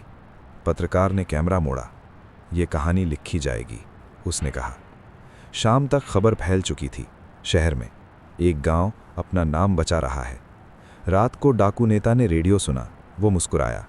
अब, उसने कहा, बंदूक पीछे रहेगी। धनौरा अब सिर्फ खड़ा नहीं था, दिख रहा था, और जो दिख जाता है उसे मिटाना आसान नहीं होता। सुबह धनौरा में अलग थी। लोग जागे थे पर काम पर नहीं। आज कोई हल नहीं उठा, आज आवाज उठनी थी। सरस्वती सबसे पहले चौपाल पहुंची। उसके हाथ में कागज नहीं, पुरानी रसीदें थीं। लगान की, कुएं की मरम्मत की, स्कूल के चंदे की, छोटे छोटे सच। मोहन उसके पीछे आया। उसके साथ 3 और लोग, हर एक के हाथ में कुछ न कुछ, कागज, फोटो या बस यादें। रामलाल बोला, गवाह सिर्फ अदालत में नहीं होते, वे, उसने कहा, गांव में पलते हैं। हरिहर काका धीरे धीरे आगे आए। मैं सबसे बूढ़ा हूं, उन्होंने कहा। अगर झूठ बोलना होता तो अब तक बोल चुका होता। लोग हल्के से हंसे। सरस्वती ने समझाया, कल हम तहसील जाएंगे, पर इस बार, उसने कहा, नाम नहीं, कहानी ले जाएंगे। जंगल के रास्ते से बैलगाड़ी निकली। इस बार लकड़ी नहीं थी, लोग थे, और उनके बीच एक सन्नाटा जो डर का नहीं था। तहसील के बाहर मीडिया की एक जीप खड़ी थी, पुरानी, धूल भरी, पर कैमरा चल रहा था। पत्रकार ने पूछा, आप लोग यहाँ क्यों आए हैं? मोहन ने धीरे से कहा, क्योंकि हम अभी भी यहाँ हैं। सरस्वती आगे आई। उसने एक रसीद दिखाई। ये कुआं, उसने कहा, सरकारी रिकॉर्ड में नहीं है, पर इसने 3 पीढ़ियां पिलाई हैं। एक और आदमी बोला, ये रास्ता नक्शे में जंगल है, पर यहीं से हम स्कूल गए। खाकी दूर खड़ा था। उसने सब सुना। उसके चेहरे पर न सख्ती थी न नरमी, बस हिसाब। सफ़ेद कमीज आया। उसने कैमरा देखा। उसका स्वर धीमा हो गया। आप लोग भावना में बह रहे हैं, उसने कहा। पत्रकार ने पूछा, तो कागज इतने सूखे क्यों हैं? भीड़ में शिवन खड़ा था। उसने पहली बार आगे कदम बढ़ाया। मैंने हस्ताक्षर किए। उसने कहा, गांव सांस रोके, पर मैंने झूठ नहीं किया। उसकी आवाज़ कांपी। अगर मेरे साइन से गांव टूटता है, उसने कहा, तो मैं गवाह बनूंगा। खाकी ने नोट किया। सफ़ेद कमीज़ ने पहली बार फाइल बंद की। पत्रकार ने कैमरा मोड़ा। ये कहानी लिखी जाएगी, उसने कहा। शाम तक खबर फैल चुकी थी। शहर में एक गांव अपना नाम बचा रहा है। रात को डाकू नेता ने रेडियो सुना। वो मुस्कुराया। अब, उसने कहा, बंदूक पीछे रहेगी। धनौरा अब सिर्फ खड़ा नहीं था, दिख रहा था। और जो दिख जाता है, उसे मिटाना आसान नहीं होता। सुबह धनौरा पर सर्द और शांत थी। सड़कें वही पुरानी, लेकिन लोगों के कदम अब तेज और निश्चित थे। बैलगाड़ियां धीरे धीरे चली, पर आज उनके पीछे कोई डर नहीं था। चौपाल पर लोग जमा हुए। रामलाल, मोहन, सरस्वती, हरिहर काका सब मौजूद थे। पर आज मुकाबला अदालत में नहीं, गांव के भीतर था। सरस्वती ने कहा, यथास्थिति हमें समय देती है, पर यह हमारी नींद भरोसे पर नहीं छोड़ती। मोहन ने सिर हिलाया, हम अब बिना डर के कदम बढ़ाएंगे। गांव के बच्चे खेलते हुए गलियों में दौड़ रहे थे। छोटू भी मिट्टी में लकीरें खींच रहा था, पर पीछे दीवारों के बीच दबाव था, जंगल की, शहर की और कागजों की। ठेकेदार अब भी तहसील में था, लेकिन आदेश था, कुछ हाथ नहीं लगाया जाएगा। सफ़ेद कमीज फोन पर लगातार अधिकारियों को याद दिला रहा था, यथास्थिति कायम रखें। जंगल के रास्ते डाकू नेता खड़ा था, बिना हथियार। अब तक वे टूटे नहीं, उसने कहा, और अगर टूटते हैं तो ये सच बन जाएगा। रास्ते पर लोग धीरे धीरे सुरक्षित महसूस कर रहे थे, पर मोहन जानता था, यथास्थिति हमेशा अस्थायी होती है। शाम तक गांव में पहली बार सभी घरों की बत्तियां जल रही थीं। लोग बैठकर अपनी फसल, अपने कुएं, अपने स्कूल की बात कर रहे थे। कहानी अब कागज और दबाव से बाहर लोगों के बीच थी। रामलाल ने कहा, यथास्थिति हमें एक मौका देती है, लेकिन वो मौका सिर्फ वही पकड़ सकता है जो जागा हो। हरिहर काका ने सिर हिलाया। हम जागे हैं, उन्होंने कहा। रात को मोहन और सरस्वती आसमान देख रहे थे। शहर की नज़र हमारे ऊपर है, मोहन ने कहा, और जंगल की, सरस्वती ने जोड़ा। अब सड़क और गांव दोनों हमारे गवाह हैं। डाकू नेता जंगल की परछाइयां में सन्नाटा सुन रहा था। अब यथास्थिति हमारी मदद करेगी, उसने धीरे से कहा। धनौरा पहली बार अपने आप में स्थिर था, लेकिन यह स्थिरता शांति नहीं, तैयारी थी। सुबह धनौरा पर धुंध थी, सड़कें गीली, पर कदम हल्के। गांव के लोग धीरे धीरे अपने कामों में जुटे थे, लेकिन हवा में एक अजीब सा सन्नाटा था, जैसे कोई देख रहा हो। मोहन और रामलाल चौपाल पर खड़े थे। आज कुछ अलग है, रामलाल ने कहा। हमने अभी तक सिर्फ कागज और अफवाहों से जूझा है, अब सीधा सामना आने वाला है। सामने से बैलगाड़ी आई, लेकिन ये बैलगाड़ी पुरानी लकड़ी और हल की नहीं थी। सफ़ेद कपड़े में 3 आदमी बैठे थे। उनके हाथ में कुछ गिलास और रसीदें थीं। पहला आदमी बोला, हम ठेकेदार के प्रतिनिधि हैं, कुछ पैसों का प्रस्ताव है, कागज पर हस्ताक्षर करें, हम मदद देंगे। मोहन ने कड़ा स्वर लिया, हम अब तक पैसों से नहीं, सच से लड़ रहे हैं। हमारा घर हमारे हाथ में है और वो बिकाऊ नहीं है। सफ़ेद कपड़े वाला मुस्कुराया, तो इसे अंधविश्वास कहें, कागज पर नाम न देने का अंधविश्वास। सरस्वती ने आगे बढ़कर उनकी बात काटी, ये अंधविश्वास नहीं, सत्य है। आप लोग हमसे नहीं, हमारे गवाहों से लड़ रहे हैं। तभी जंगल की ओर से एक शोर हुआ। डाकू नेता सन्नाटा तोड़ते हुए आगे आया। मैं रोक नहीं रहा, उसने कहा, पर अगर ये लोग डरेंगे तो तुम्हारे पास रास्ता भी नहीं होगा। भीड़ में किसी ने फुसफुसाया, तो क्या अब लड़ाई सड़क पर होगी? रामलाल ने जवाब दिया, लड़ाई सड़क की नहीं, हमारी हिम्मत की है। तहसील से फाइल की एक नई प्रति आई। अब परियोजना को तुरंत लागू करें, क्लर्क ने कहा। मोहन ने सभी को देखा। यथास्थिति हमें सुरक्षित रखेगी, लेकिन पहली चुनौती हमारी नींद उड़ा देगी। सूरज उगते उगते धनौरा की गलियों में पहली परीक्षा थी, सच और दबाव का सामना। छोटू अपनी मिट्टी में हल चला रहा था, पर आंखें चौकस थीं। रास्ते पर गांव के लोग खड़े थे। किसी ने नहीं कहा, बस देखा, क्योंकि पहली चुनौती कागज और पैसों से ज्यादा दृढ़ता से आती है। शाम तक पहल हुई। पहली बार ठेकेदार के आदमी गांव के लोगों के सामने रुक गए। मोहन ने सांस ली। ये सिर्फ शुरुआत है। डाकू नेता जंगल में सन्नाटा सुन रहा था। अब देखना है, उसने कहा, सड़क किसकी होगी, उनकी जो डरते हैं या उनके जो टिके हैं। धनौरा पहली बार पूरी तरह खड़ा था, पर यह खड़ा होना सिर्फ स्थिरता नहीं, पहली चुनौती के लिए तैयारी थी। सुबह की धूप धनौरा में हल्की थी, सड़कें सूखी थीं, पर हवा में पहली चुनौती की गूंज थी।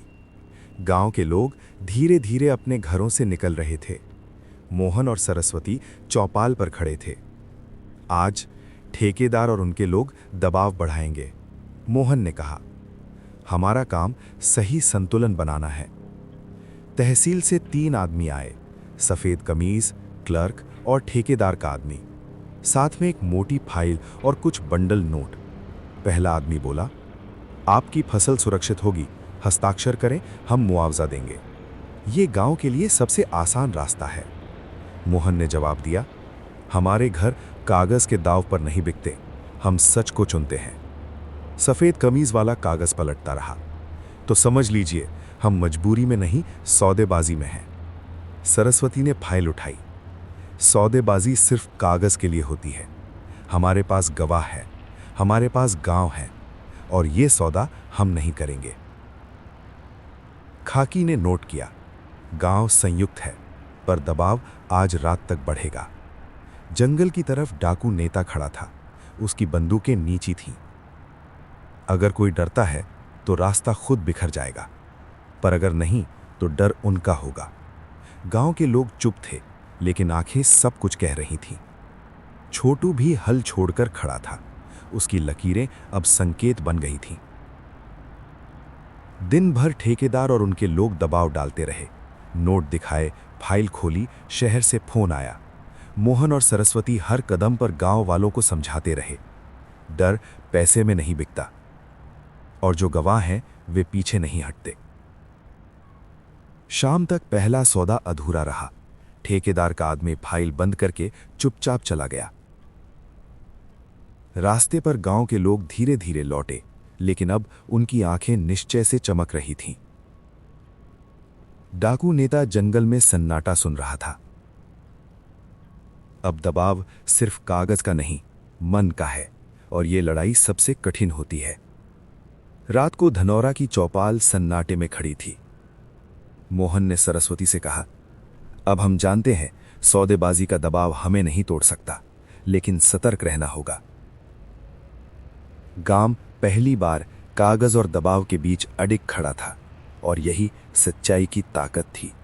सुबह धनौरा में हल्की धूप थी, सड़कें सूखी और शांत थीं, लेकिन लोगों की आंखों में हल्की चमक थी। पहली बार लंबे समय बाद आशा दिख रही थी। मोहन और सरस्वती चौपाल पर खड़े थे। आज कुछ बदल सकता है, मोहन ने कहा। हमारा सच अब सुनवाई में है। तहसील में सफेद कमीज वाला ठेकेदार और क्लर्क पहले से इंतजार कर रहे थे। आज के लिए फाइल तैयार है, क्लर्क ने कहा। मोहन ने गवाहों की सूची दिखाई। हरिहर काका, शिवन और कई गांव वाले सत्य गवाही देने के लिए तैयार थे। जज ने सुनवाई शुरू की। पहले नाम? उसने पूछा। मोहन ने कदम बढ़ाया। हमारा गांव, उसने कहा, अपनी जमीन बचाने आया है, और ये हमारी सच्चाई है। गांव वालों ने भी अपना अपना अनुभव बताया, कुएं, स्कूल और खेतों की गवाही। सच धीरे धीरे कमरे में गूंजने लगा। सफेद कमीज चुप हो गया। ठेकेदार की मुस्कान धीमी पड़ गई। जज ने कागज देखा। यथास्थिति बनाए रखें, उसने कहा। ये शब्द गांव के लिए पहली जीत थी। लोगों ने राहत की सांस ली। मोहन ने सरस्वती की ओर देखा। पहली जीत हमारी है, उसने कहा। डाकू नेता जंगल में टीवी की खबर देख रहा था। अब सड़क का खेल हमारे हाथ से निकल रहा है, उसने कहा। गांव में बच्चे फिर खेल रहे थे। छोटू ने मिट्टी में हल चलाया, लेकिन अब उसकी लकीरें खाली नहीं थीं। उनमें विजय की छाप थी। शाम को चौपाल पर दीपक जलाया गया। रामलाल ने कहा, पहली जीत हमारे संकल्प की है, लेकिन लड़ाई अभी बाकी है। मोहन ने आसमान देखा। शहर की नज़र, जंगल की धमकी, सब अब हमारे सामने है, लेकिन आज हम खड़े हैं। धनौरा पहली बार सच और साहस के बीच अडिग खड़ा था, और यही सबसे बड़ी जीत थी। छोटे कदमों में बड़ी लड़ाई जीती गई। धनौरा में सुबह आई, लेकिन हवा में हल्की तनाव की गूंज थी। पहली जीत के बाद भी लोगों की आंखों में पूरी तरह राहत नहीं थी। मोहन और सरस्वती चौपाल पर खड़े थे। पहली जीत मिली, लेकिन अब दबाव बढ़ेगा, मोहन ने कहा। जंगल, शहर और ठेकेदार, तीनों तरफ से चुनौती आएगी। जंगल के रास्ते पर डाकू नेता खड़ा था। उसकी बंदूकें इस बार थोड़ी ऊपर थीं। पहली जीत देख ली, उसने कहा। अब डर फैलाने का दूसरा चरण शुरू होता है। तहसील से एक नोटिस आया। गांव की यथास्थिति अस्थायी है। सभी हस्ताक्षर 7 दिन में प्रस्तुत करें। सफेद कमीज वाला गांव के सामने आया।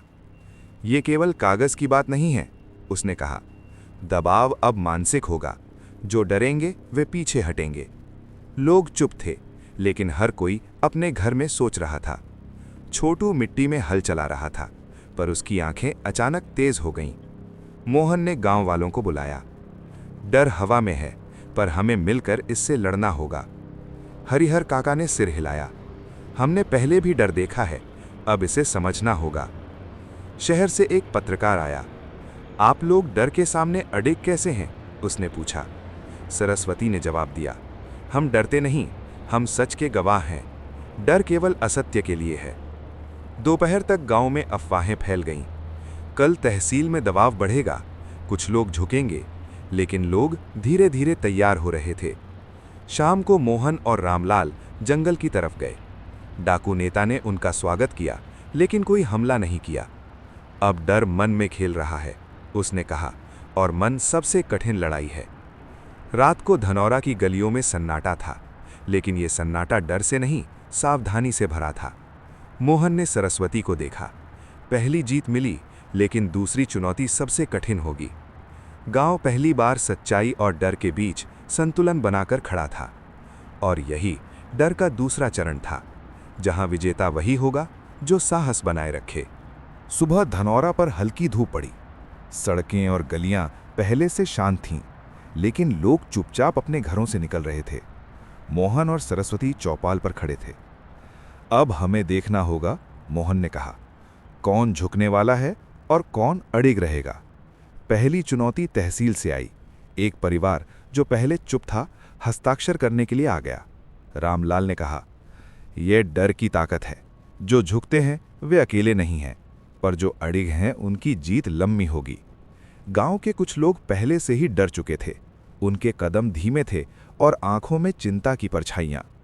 मोहन ने गांव वालों को समझाया, अगर हम झुकेंगे तो दबाव बढ़ेगा, पर अगर अडिग रहेंगे तो सच का रास्ता साफ होगा। जंगल की तरफ डाकू नेता फिर खड़ा था। उसकी बंदूकें नीची थीं, लेकिन उसकी नजरें सभी पर थीं। जो डरेंगे, उसने कहा, वे रास्ते खो देंगे। जो अडिग हैं उनकी कहानी जीतेगी। सफेद कमीज वाला तहसील में आया। हम सौदे के लिए आए हैं, उसने कहा। जो सहमत होंगे उनकी फसल सुरक्षित रहेगी, बाकी कानून देखेगा। लेकिन गांव के लोग अचानक चुप हो गए। कई लोग पीछे हट गए, पर कुछ ने मोहन और सरस्वती के पीछे खड़े रहना चुना। सरस्वती ने देखा, ये भी लड़ाई का हिस्सा है। जो पीछे हटते हैं वे डर दिखाते हैं, जो अडिग हैं वे आगे बढ़ाते हैं। दिन ढलते ढलते पहली बार गांव में संतुलन बना। कुछ लोग झुक गए, कुछ अडिग रहे, लेकिन अडिग रहने वाले गांव की पहचान बन गए। शाम को मोहन ने चौपाल पर दीपक जलाया। पहली जीत मिली थी, दूसरी चुनौती आई, और अब हम देख चुके हैं कौन टिकेगा और कौन झुकेगा। जंगल में डाकू नेता अपनी बंदूकें देखकर मुस्कुराया। अडिग रहना, उसने कहा, सबसे बड़ा साहस है, और अब असली खेल शुरू होगा। धनौरा पहली बार अपने अडिग और झुके हुए लोगों के बीच सच का संतुलन देख रहा था। ये संतुलन भविष्य की लड़ाई तय करेगा। सुबह धनौरा पर धुंध और हल्की हवा थी। सड़कें शांत थीं, लेकिन जंगल की ओर कुछ हलचल थी। मोहन और सरस्वती चौपाल पर खड़े थे। अब हमें समझना होगा, मोहन ने कहा, कि जंगल के रास्ते पर क्या चल रहा है। डाकू केवल धमकी नहीं दे रहे, वे योजना बना रहे हैं। जंगल के मोड़ पर डाकू नेता और उसके लोग छिपकर बैठे थे। उनके हाथ में नक्शा और कागज थे। गांव वाले सोचते हैं हम डरेंगे, नेता ने कहा, पर ये योजना सबको झकझोर देगी। तहसील में सफ़ेद कमीज वाला फ़ोन पर लगातार बात कर रहा था। गांव के रास्ते हमारे नियंत्रण में नहीं हैं, जंगल की योजना अवसर देगी। मोहन ने गांव वालों को बुलाया। जंगल की योजना को समझना होगा, उसने कहा। अगर हम सतर्क नहीं होंगे तो रास्ता और गांव दोनों खो सकते हैं। हरिहर काका जंगल के किनारे खड़े थे। हम जानते हैं, उन्होंने कहा, कि डाकू केवल डर फैलाना नहीं चाहते, वे कोई चाल चल रहे हैं। शिवन ने अपने बेटे को पकड़ते हुए कहा, आज जंगल हमारी परीक्षा लेगा। अगर हम अडिग रहेंगे तो कोई भी रास्ता हमें नहीं हरा सकता। दोपहर को गांव ने जंगल के रास्ते पर पहरे लगाए। छोटू भी हल छोड़कर देखता रहा। शाम तक जंगल की योजना स्पष्ट नहीं हुई, लेकिन एक बात सबको समझ आ गई।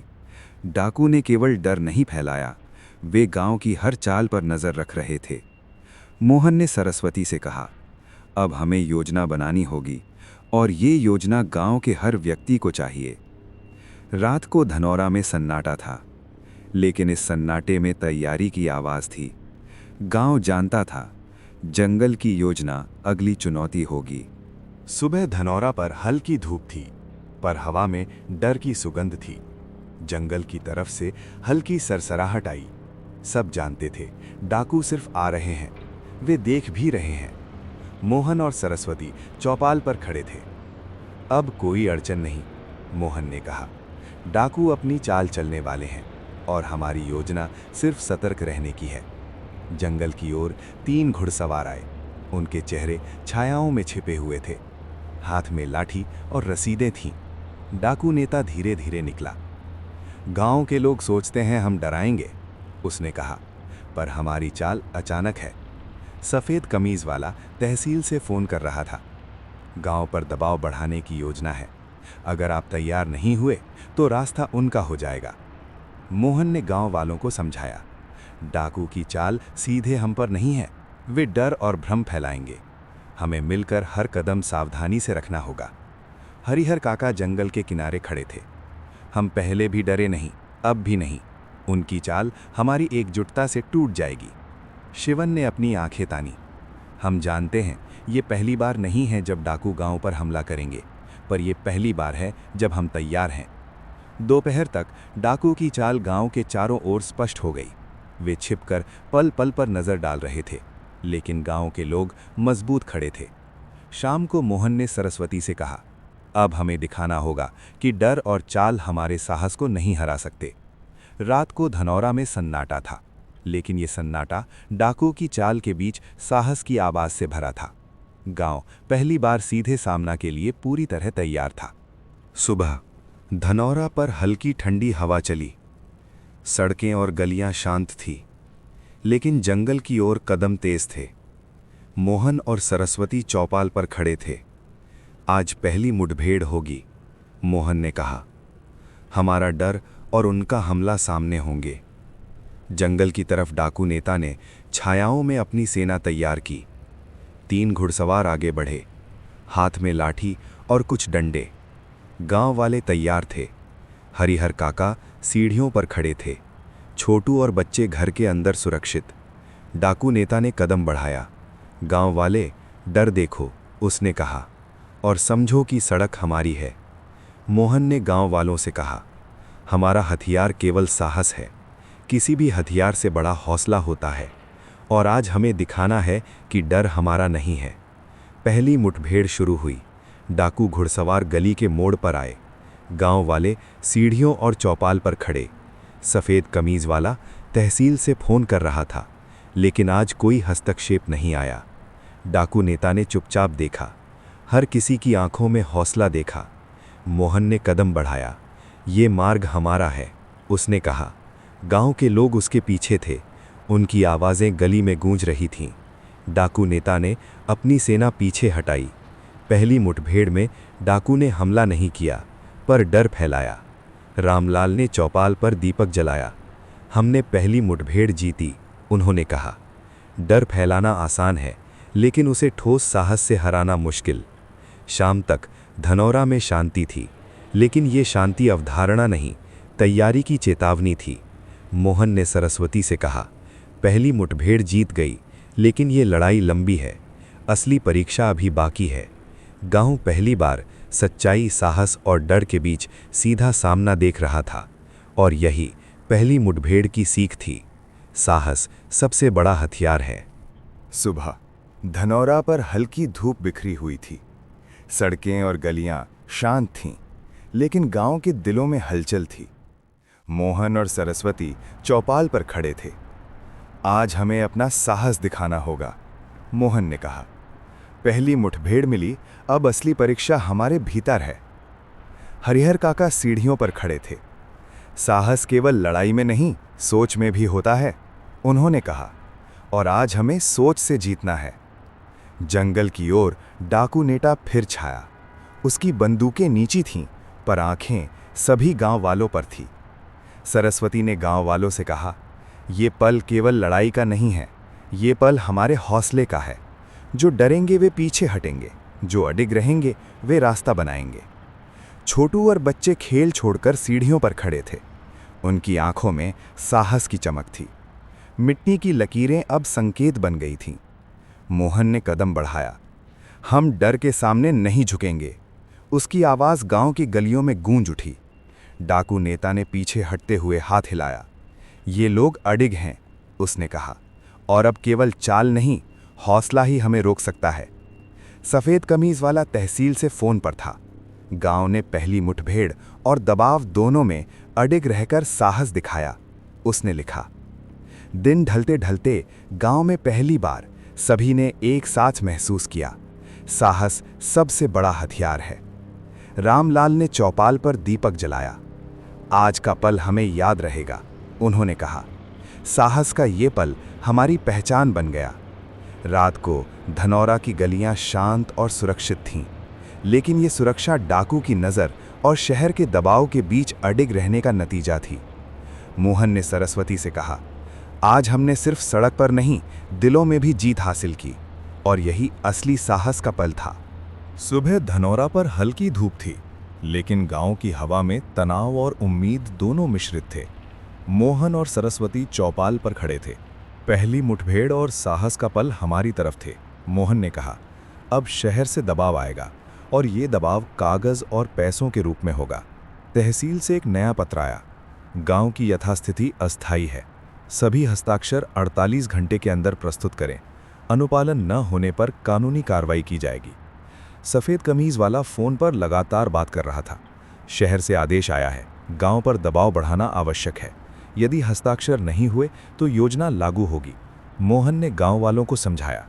शहर का दबाव पैसों, कागज और धमकियों के रूप में आएगा, पर हमें अब भी अडिग रहना होगा।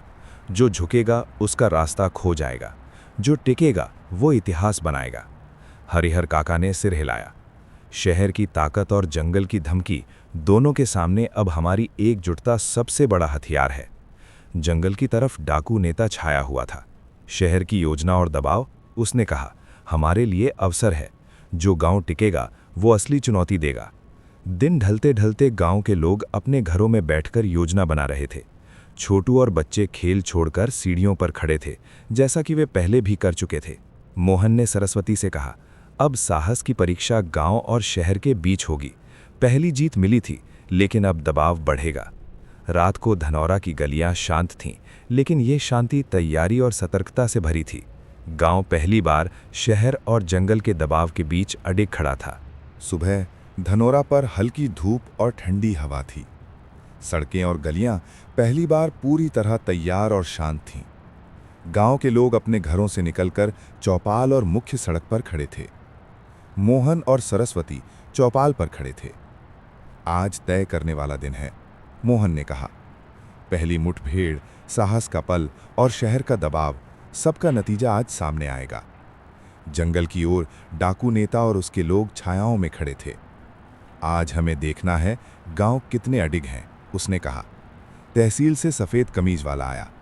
हस्ताक्षर प्रस्तुत करने का अंतिम दिन है, उसने कहा। अनुपालन न होने पर कानूनी कार्रवाई तुरंत लागू होगी।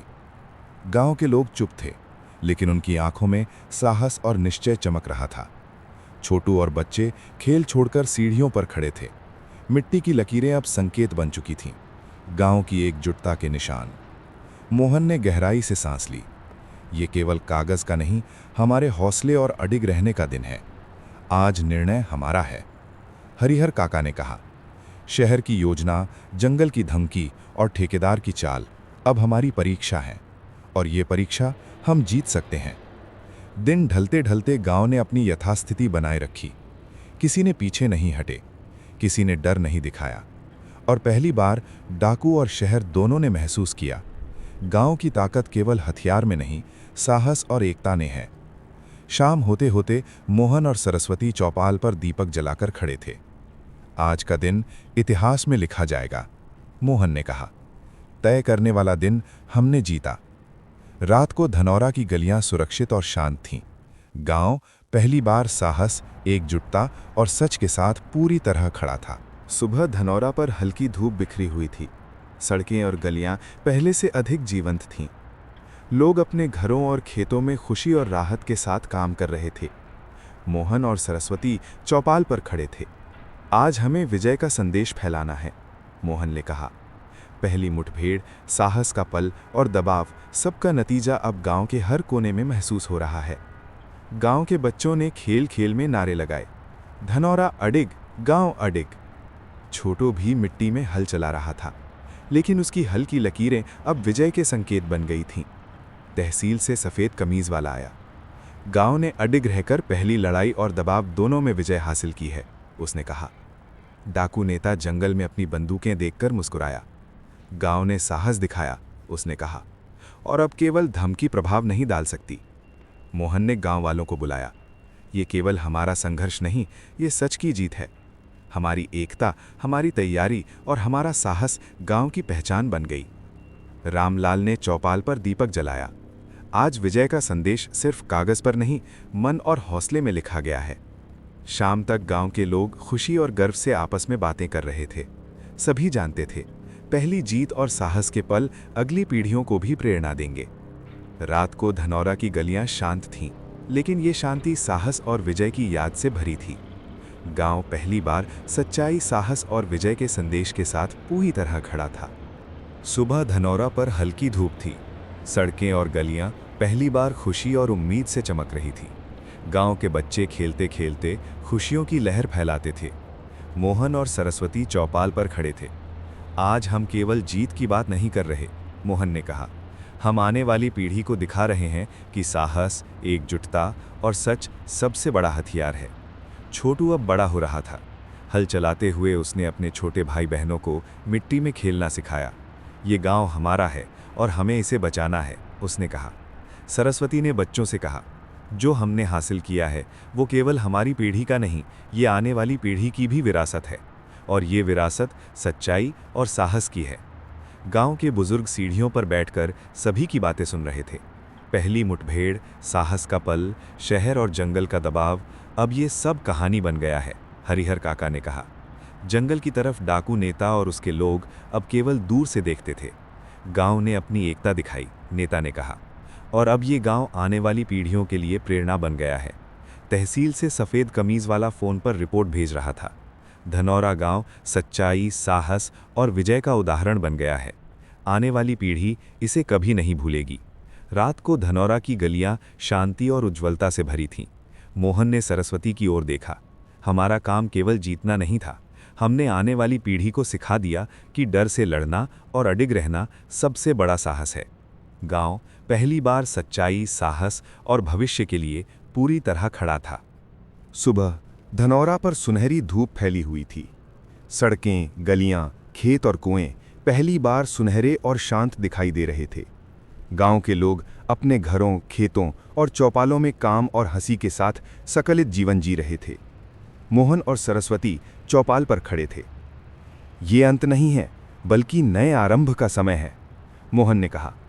पहली मुठभेड़, साहस का पल, शहर और जंगल का दबाव, सब ने हमें मजबूत बनाया। सरस्वती ने कहा, अब हम केवल बचाव नहीं कर रहे हैं, हम आगे बढ़ रहे हैं। गांव का हर बच्चा सच्चाई, साहस और एकता की सीख लेकर अपने भविष्य की राह तय करेगा। छोटू अब हल चलाते हुए अपने भाई बहनों को भी सिखा रहा था। गांव हमारा है और अब ये हमारी जिम्मेदारी है कि इसे हमेशा सुरक्षित रखें, उसने कहा।